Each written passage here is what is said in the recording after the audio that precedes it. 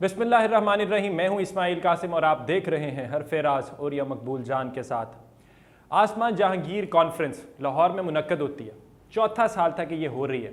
जजेस, मिनिस्टर्स और different scholars वहाँ पे प्रेजेंट होते हैं। लेकिन एक बड़ी अजीब सी सूरत हाल पैदा हो जाती है जब इदारों के मुखालिफ जो हैं वहाँ पे नारेबाजी शुरू हो जाती है, हुटिंग होती है। और ये सब मुझे बताएं कि ये क्या सूरत हाल है, सेडिशन लॉज कहाँ पे गए और ये कैसे पॉसिबल कैसे हो सकता है कि मिनिस्टर्स भी हों, जजेस भी हों, जर्नलिस्ट भी हों और वहाँ पे फौज मुखालिफ नारे लग रहे हों। देखिए, पहली बात तो यह है कि आसमा जहांगीर जब तक ज़िंदा रहीं, हमारा उनके साथ एक जैसे कहते हैं मुकाबले की सूरत हाल थी। वो एक ख़ास नज़रिए की औरत थी, मैं एक और नज़रिए की था। अब वो इस दुनिया से जा चुकी हैं। उनके अमाल उनके साथ अल्लाह उनके से जो भी रियायत करे या उससे जो पूछकछ से अल्लाह जाने और वो जाने। बेशक जब तक वो खुद ज़िंदा रही हैं इस तरह की कोई कॉन्फ्रेंस वॉन्फ्रेंस मुनक्किद नहीं होती थी। आसमा जहांगीर ख़ासतन एक ऐसे नज़रिए की मालिक थी जो कि पहले लेफ़्ट होता था, फिर उसके बाद प्रो डेमोक्रेटिक और इस तरह का हो गया था। उनका अपना एक ज़िंदगी के बारे में भी एजेंडा था, सब कुछ था। और ख़ास तौर पे हदूद ला के ख़िलाफ़ उनकी बड़ी जिसे कहते हैं कंट्रीब्यूशन है इस सारे सिनेरियो के अंदर। उन्हीं के उस पर एक जो फेमस मर्डर हुआ था उस लड़की का, उसको लड़के का जो कि कोहाट से अगवा होकर लेके आई थी अपने दस्तक, ये सारी चीज़ें अपनी जगह। लेकिन ये जो कॉन्फ्रेंस होती है ये एक ख़ास ग्रुप है जिसने पूरी की पूरी वकला बरादरी को होस्टेज किया हुआ है। और अक्सरियत अगरचे के वकला बरादरी की इस तरह की नहीं है, लेकिन चूँकि हमारे यहाँ दो ग्रुप्स बन चुके हुए हैं, एक प्रोफेशनल ग्रुप है, एक दूसरा ग्रुप है, तो एक ग्रुप जो है वो उस तरह की कॉन्फ्रेंस मुनक्किद करता है। इस कॉन्फ्रेंस में जितने भी लोग आते हैं वो एक ख़ास नुक्ता नज़र के लोग आते हैं। और ये नुक्ता नज़र जो है 1947 से अब तक चला आ रहा है। ये वो लोग हैं कि जो पहले दिन से इस बात का तसव्वुर रखते थे कि पाकिस्तान जो है एक नेशन स्टेट है, एक इस्लामिक स्टेट नहीं है। ये करारदाद मकासद के भी ख़िलाफ़ थे, ये पाकिस्तान को इस्लामी रियासत बनाने के भी ख़िलाफ़ थे। ये कायद आज़म के बारे में समझते हैं कि सुबह 9 बजे पैदा हुए थे 11 अगस्त को, और 11 बजे उन्होंने तकरीर की थी और 1 बजे फौत हो गए थे, क्योंकि कायद आज़म ने इनके नज़दीक कोई और काम किया ही नहीं, कहा ही नहीं। फिर उसके बाद जितनी भी पोलराइजेशन पाकिस्तान के अंदर मौजूद है, उस पोलराइजेशन को हवा देने के लिए ऐसे तबकात को वहाँ पर बुलाया जाता है कि जो कि ख़ास तौर पर नफ़रत पैदा करें आपस में, सूबों में, इलाकों में। किसी दूसरे का नुक्ता नज़र नहीं सुना जाता। फॉर एग्ज़ाम्पल बलूचिस्तान में जो बंदा आके बलोचों के बारे में तकरीर करता है, यकीनन मैं भी करता रहा हूँ, मैंने मुद्दत तो लिखा है, लेकिन ये कोई नहीं वहाँ बताता कि वहाँ से तो कितने लाख पंजाबी जो हैं वो बलोचों से कि उससे दस्तरस से तंग आके मारे गए। ये कोई नहीं बताता कि सबसे पहले शनाख्ती कार्ड देख के और उसके ऊपर जो है पंजाब का एड्रेस देख के किस लोगों को कत्ल किया गया, वो वहीं से बलूचिस्तान में कत्ल किया गया। एजेंसीज़ के हिसाब से किया जाता है। फिर उनके नज़दीक सबसे बड़ी बात यह है कि अगर एजेंसीज़ जो हैं बलूचिस्तान से किसी बंदे को उठाएं तो इनके लिए बड़ा काबिल इज़्ज़त है, लेकिन अगर कोई मुल्तान का इमाम मस्जिद उठा लिया जाए, कोई किसी और जगह का इमाम मस्जिद उठा लिया जाए, या कोई दाढ़ी रखने वाला, नमाज़ पढ़ने वाला, तहज्जुद गुज़ार उठा लिया जाए, तो उनके नज़दीक दहशतगर्द होता है। उनका अपनी टेंश है, लेकिन वो करते रहें, उनका हक़ है, उनको करना चाहिए। लेकिन क्या पाकिस्तान के सुप्रीम कोर्ट के किसी चीफ जस्टिस को या जज को उस कॉन्फ्रेंस में जाके अपने ख़यालात अदा करते हुए एक दफ़ा कभी उनको अपना वो जैसे कहते हैं कोड ऑफ कंडक्ट नहीं पढ़ लेना चाहिए कि कोड ऑफ कंडक्ट क्या है? क्या जज को मुकम्मल तौर पे इन तमाम आइडियोलॉजी से आज़ाद नहीं होना चाहिए? अगर आज़ाद ना भी हो, हर बंदे की अपनी आइडियोलॉजी होती है, लेकिन वो बरमला उसका इजहार तो ना करे कि क्या होता है। अब सबसे बड़ी बात यह है, उन्होंने कहा है वाहिद साहब ने कि जब बंदों का नाम लो, अदारों का नाम लड़ो। अब जो आजकल क्या हो रहा है, आप बंदे के नाम पे तो बंदा उठाया जा रहा है। बिल्कुल ऐसे ही, और बंदे का नाम ही इदारे का नाम है। बंदे का नाम इदारा का नाम बन चुका हुआ है और बनता भी है, क्योंकि ज़ाहिर बात है वो इदारा जो है वो कहते हैं हम we are loyal to the chief. ठीक, चलो हमने कह दिया, भुगत लिया सारा कुछ, लेकिन इस दौरान आप वो नारे, जिस नारे की बुनियाद के ऊपर आप वज़ीरिस्तान में ऑपरेशन कर देते हैं, जिस नारे की बुनियाद के ऊपर आप स्वात जो है उसके अंदर 4 लाख लोगों को निकालते हैं और उसके बाद 6 महीने आप ऑपरेशन करते रहते हैं, जिस नारे की बुनियाद के ऊपर आप लोगों को उठाते हैं, और नारा भी वही है कि ये जो दहशत गर्दी वाला जो है, और उस नारे के ऊपर आप बंदों को उठा के बंद कर देते हैं और उनको तशद्दुद करते हैं, आप मिसिंग पर्सन बनाते हैं।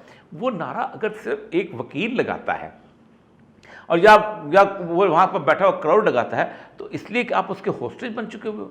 फिर सबसे बड़ी बात यह है कि वहाँ पर तकरीरें करने वालों में एक खास नुक्ता नज़र के लोग आते हैं कि जो सेकुलर हैं, जो एंटी इस्लामिक हैं। फॉर एग्जाम्पल रज़ा रब्बानी आएगा जो कि ड्राफ्ट उसने किया हुआ है ट्रांसजेंडर बिल जो है, ठीक। इसके बाद अपना बिलावल भुट्टो आएगा, और बिलावल भुट्टो जो है उसने कहा कि मुझे कहा गया था कि जी अगर सासमा जामिर जिंदा होती तो मुझे कहती कि तुम इनसे डील करके क्यों नहीं आए।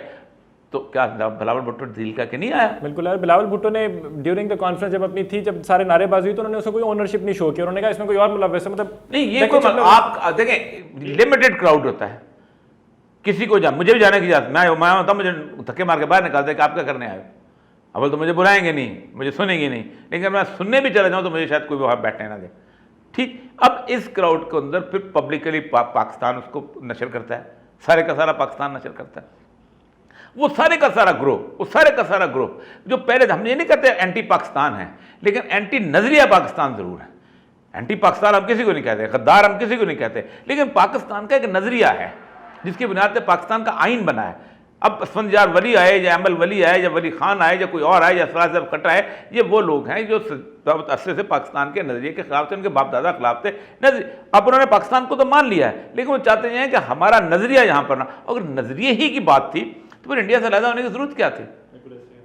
मेरी 2.5 करोड़ पंजाबी, मैं आप खुद सोचें, ये इस वक्त 8-9 करोड़ 14-15 करोड़ पंजाबी होते इंडिया के अंदर, हम एक इतने से 2 करोड़ सिख वहाँ नहीं मान, तो ये इंडिया के अंदर हम क्या बड़ी चीज़ होते, ठीक। और ये जो हमारे पश्तून भाई हैं ये अफगानिस्तान के अंदर होते तो ये वहाँ इनकी हैसियत ही कोई ना होती। मैं जानता नहीं हूँ, ना ये वहाँ पल सकते थे, ना ये रह सकते थे, ना उठ सकते थे उस गवर्नमेंट का। उनको अपना सिनेरियो होता है। और अगर ये अफगानिस्तान का हिस्सा होते तो फिर आज वहाँ पर तालिबान की हुकूमत होती। फिर ये पेशावर के अंदर ना, सवाबी के अंदर ये कॉन्फ्रेंस कोई ना मुनक़िद करने देता इनको, फिर ये नारे ना लगाने देता कोई इसको।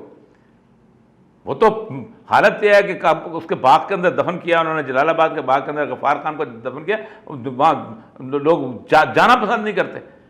वो तो फिर लड़ना पड़ता ना आपको भी, फिर या तो आप हदकर्ज़ी के साथ होते। फिर इसी तरह सिंध का मसला है, सिंधी अगर राजस्थान के साथ होते, आपको पता है राजस्थान के अंदर मुसलमानों की हालत क्या है। ये सारे का सारा इलाका जो है वो जिस तरह, और इवन उर्दू स्पीकिंग, मेरे जो बड़े मोहतरम पाकिस्तानी बनते हैं उनको बोला यूपी में क्या हाल है, आपका गवर्नर, आपका वज़ीर आला कौन होता? योगी आदित्यनाथ। तो आप तो फिर अल्ताफ हसन योगी आदित्यनाथ के सामने तिलक लगा रहा होता, आपको ज़रा भी एहसास नहीं होता। और नेशनल यूनिवर्सिटी और कायद फायद ईसा साहब जो है वो बात कर, ठीक है कायद फायद ईसा साहब आप जज हैं, बड़ा एहतराम है, लेकिन सच्ची बात यह है कि कभी आप कोयटा के लोगों से छुपे नहीं हुए। हमने उम्र गुजारी है कोयटा में। नहीं, ये सारा पॉइंट बैकग्राउंड आगे अंडरस्टैंडेबल है। तो इसमें वे फॉरवर्ड क्या होगा उसके अंदर की, मतलब सेडिशन लॉज की मैं अगर बात करूं, मैंने इनिशियली भी कहा था, एग्जांपल मैं पॉलिटिकली बनाना चाहता कि पीटीआई के लोगों को उठा लिया गया था। एग्जांपल है, पीटीआई का मतलब नहीं कोई भी सियासी जमात हो, कोई भी वर्कर हो, जर्नलिस्ट को उठा लिया जाता है सेडिशन लॉ के ऊपर, के बड़ी आराम से उठा देते हैं।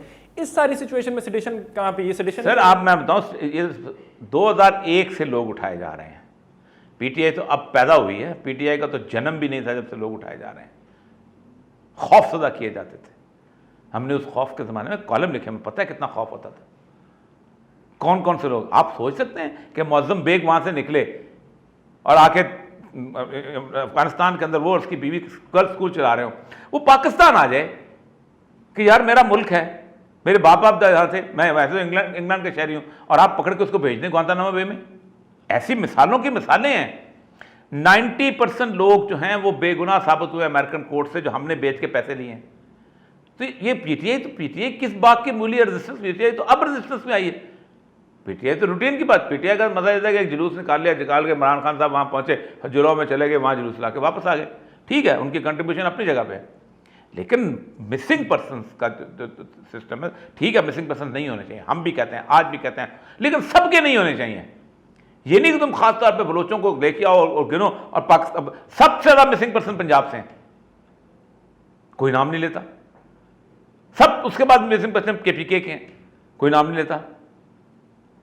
और बलोचों के मिसिंग पर्सन सबको पता है, वहाँ इंसर्जेंसीज भी हैं, वहाँ डेथ्स भी हैं, लेकिन उसको एक पिवट बनाना, पूरे 2-3 दिन वो चलते रहना। पाकिस्तान का हर वो शख्स जिसको ज़रा सा पाकिस्तान के साथ, उसके नज़रिए के साथ मोहब्बत नहीं, वो खड़े हो जाए और जो चाहे तरीका। तो कॉन्स्टिट्यूशन फाड़ दो, उसका सेक्शन 2A जो है ना, फाड़ दो, कि सवरेंटी गोज़ टू अल्लाह सुब्हानहू व तआला, और कोई कानून जो है वो इस्लाम और उसकी शरीयत के फाड़ के फेंक दो, ताकि हमें भी सुकून आ जाए कि ये अब दारुल इस्लाम नहीं रह गया, ये दारुल हर्ब हो गया।